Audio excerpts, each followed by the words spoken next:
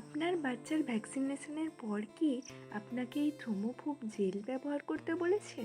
কিন্তু এটা কিভাবে ব্যবহার করবেন, এর কোনো পার্শ্ব প্রতিক্রিয়া আছে কি না, এমনকি এটা সঠিক ব্যবহার না হলে আপনার বাচ্চার ক্ষতিও হতে পারে।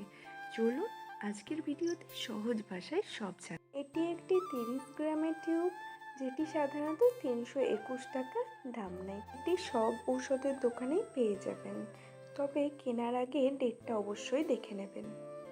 এটি ম্যানুফ্যাকচার করেছে জাইডাস হেলথ কেয়ার লিমিটেড।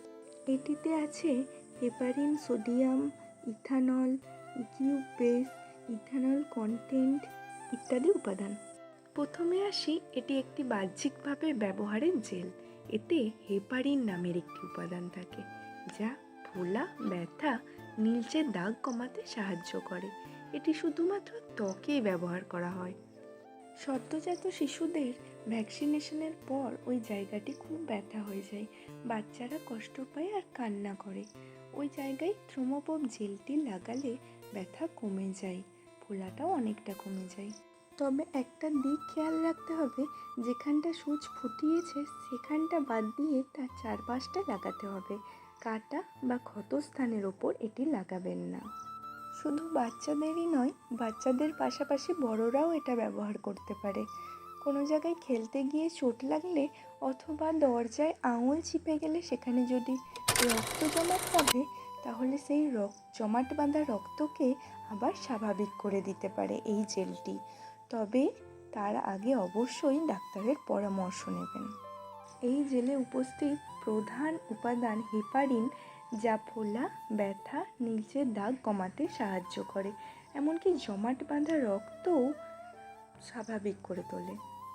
এই জেলটিতে তেমন কোনো পার্শ্ব প্রতিক্রিয়া নেই, তবে কিছু কিছু মানুষের অ্যালার্জেটিক স্কিন অথবা সেনসিটিভ স্কিনের জন্য সেই জায়গাটি একটু চুলকনি অথবা জ্বালা পোড়া অনুভব হতে পারে।